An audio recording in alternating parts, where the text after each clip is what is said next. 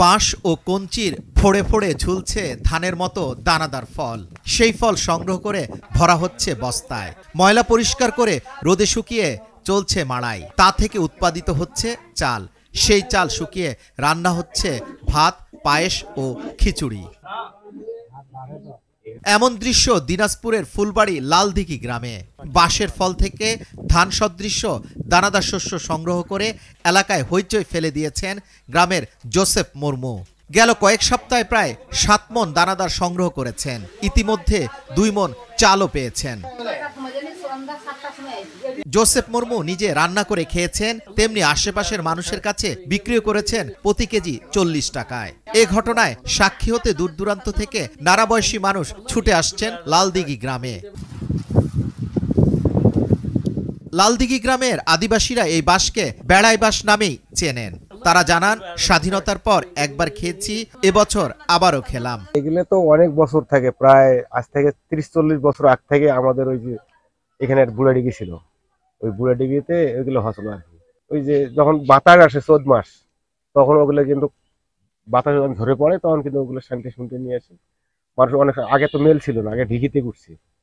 হ্যাঁ, ওই ঢিকিতে কুটে তখন ওগুলো মানুষ খাচ্ছে না।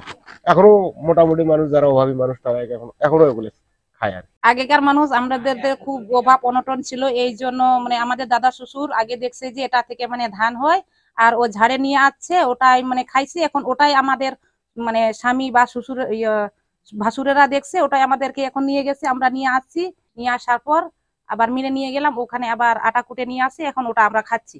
দিয়ে চাল হবে, ভাত রান্না করে খাওয়া যাবে, আবার আটা হবে, আটা রুটি করে খাওয়া যাবে। বাপদাদার সময় থেকে এই চাল খেয়ে আসছেন আদিবাসী গ্রামের গৃহবধূ মাইক্রো বাক্সে।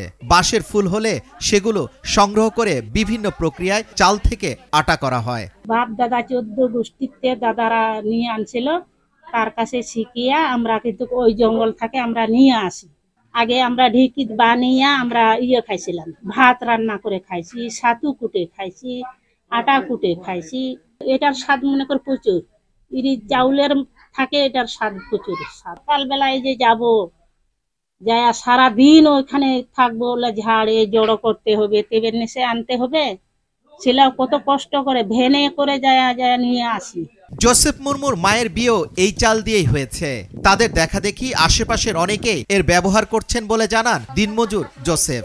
বাপদাদা বল থাকে এলে করি তো করে তোরে এখন এলে চাইলে এখন আত্মীয় স্বজনক দিই, আরাও খাই, আটা করি, পায়েস করি, ভাত আনতে খাই। এখন অনুষ্ঠান হবে, এখন বিয়ে বাড়ি পার করে বিয়ে হবে, ভাত চলবে, আর এখন এই পাক শাক করে খাবো। হ্যাঁ, মায়ের বিয়ে এখন এই চাল দিয়ে হয়েছে মায়ের বিয়েটা।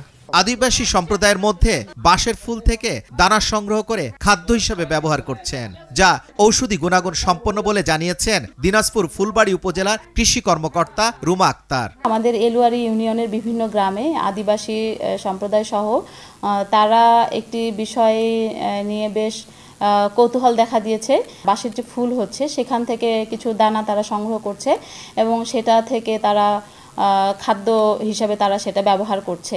হাঁটাঘাটি করে আমরা দেখেছি যে আসলে এটার ঔষধি গুণাগুণ রয়েছে, তবে সব ধরনের প্রজাতির বাঁশের ক্ষেত্রে এটা নেই। সাধারণত কয়েকটি প্রজাতির বাঁশ দীর্ঘ সময় পরে ফুল ও ফল আসে। ফলটি দেখতে ধান সদৃশ্য, তবে প্রজাতি ভেদে 25 থেকে 60 বছর পরে ফুল আসতে পারে। ফুল আসা মানে ওই বাঁশের জীবনচক্র শেষ হওয়া। যুবরাজ ফয়সাল, ভোরের কাগজ।